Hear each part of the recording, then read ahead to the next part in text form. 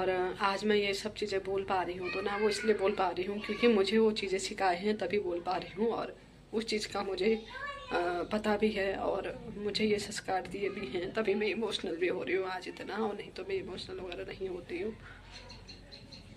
आज की डेट में तो हर कोई चाहता है ना, हर कोई अपने अम्मा बाबू के साथ नहीं रहना चाहता, अपने दादा।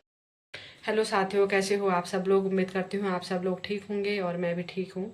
और आज मैं ज़्यादा कुछ नहीं बोलते हुए, क्योंकि बहुत ज़्यादा है मेरे पास मैटर बोलने वाला, तो आज मैं आप लोगों को वही अपने दादी लोगों की कहानियाँ बताऊँगी कि हमारे घर में जो दादी लोग थे वो कितने अच्छे से रहते थे और कितना डिसिप्लिन था हमारे घर में। तो ये सब चीज़ें मैंने पहले ही बता रखी हैं और अभी भी विस्तार से बताऊंगी, और आप लोग बने रहिए ब्लॉग में मेरे साथ। और अब मैं ले चलती हूँ अपनी दादी लोगों की जो कहानियाँ हैं, उनके जो परिवार का जो सामंजस्य है और परिवार में जो एकता लेके वो चलते थे, तो वो सब चीज़ मैं आप लोगों को बताती हूँ और आप लोग बने रहिए तब तक।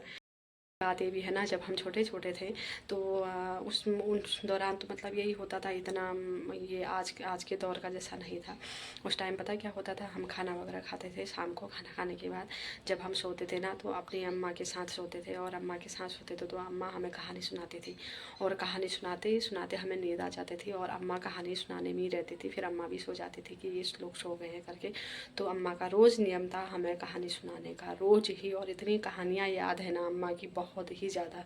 और ये हमारे परिवार में सभी अम्मा लोगों की एक सी वो थी, वो अपने मतलब नाती नातिन को सबको ही कहानी सुनाते थे, और हमको कहानी सुना सुना के ही हम पले बड़े हुए हैं। और डेट में तो ऐसा होता है, क्या कहते हैं, फैमिली में जैसे माना जैसे मेरी अम्मा है और क्या कहते हैं हम उनके मतलब मेरी अम्मा है तो और बड़ी अम्मा है, तो आज के डेट में तो क्या होता है कि देरानी जेठानी के बच्चे भी हैं, अगर किसी ने कुछ कर दिया तो वो अपनी मम्मी को शिकायत करते हैं, फिर लास्ट में घमासान भयंकर का युद्ध हो जाता है। युद्ध बिल्कुल पानी का पत का युद्ध भी हार जाएगा वैसा युद्ध होता है घर में।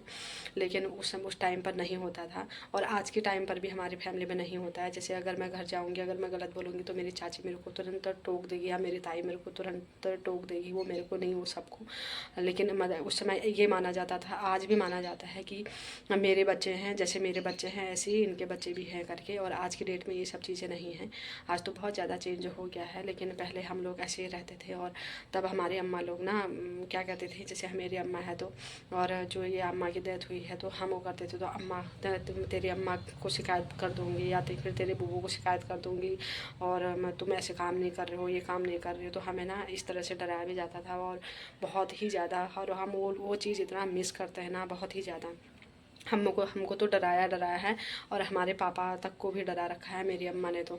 जैसे मेरे पापा अगर कुछ बोलेंगे या तो फिर मेरी अम्मा सीधे बोल देती थी, मैं तेरी ताऊ जी को शिकायत करती हूँ, तेरी ताई जी को शिकायत कर देती हूँ। हाँ, तो क्या कहते हैं, बहुत ही ज़्यादा। तो वो चीज़ें अभी भी मतलब हम बहुत मिस करते हैं उस चीज़ को, और मतलब एक परिवार को कैसे बांधना है और ये सब सामंजस्य कैसे बिठाना है।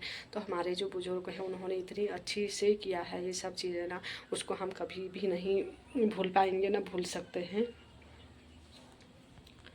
और साथियों, मैं ज़्यादा तो क्या कहूँ, मैं इन चीज़ों से ना बहुत ज़्यादा इमोशनल हो रही हूँ।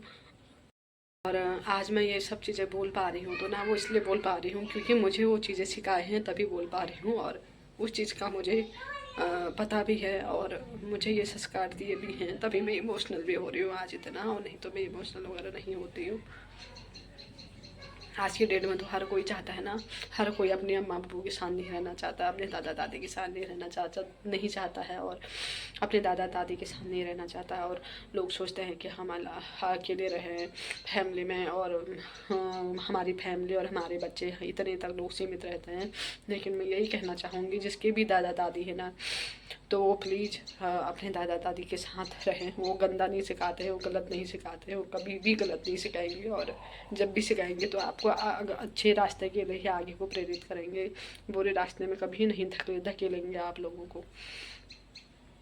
हूँ तो ये देखो इतना हरियाली हुई हुई है, ये देखो गेठी कहते हैं हमारे यहाँ, गेठी की बेल लगी हुई है, उधर ककड़े की बेल लगी हुई है, नीचे भी वो मिर्च के पेड़ वगैरह लगे हैं। अभी मैं दिखाती हूँ आप लोगों को बहुत डिटेल से। और ये देखो इतना अच्छा, आज बारिश के आसार हैं ऐसा लग रहा है। और दूर से ये देखो ऐसा लग रहा है आज का मौसम। इधर भी एक गांव है, सामने जो पहाड़ी है वहाँ भी गांव है, ये भी गांव है। और उसके नीचे वाला जो है ये पूरा, ये पेड़ है ना पेड़ के वहाँ पर, ये पूरा हमारा गांव है। यहाँ से लगते हुए ये सब हमारा ये गांव है। ये तो अब मैं जाती हूँ हल्द्वानी को, अब मिलती हूँ आप लोगों को हल्द्वानी। और अब हम आए गए अम्मा के पीपल पानी में, क्योंकि मेरे पापा लोग हैं तो चाचा लोग अब 12 दिन तक वो लोग एक ही जगह पर, वो जो भी अम्मा का होता है ना काम वगैरह जितने दिन का, तो वो सब चीज़ में व्यस्त रहेंगे पापा लोग, मम्मी लोग। और लोग आएंगे घर में आते हैं हमारे यहाँ तो बहुत ज़्यादा भीड़ होती है, लोग इसी 12 दिन में आते हैं।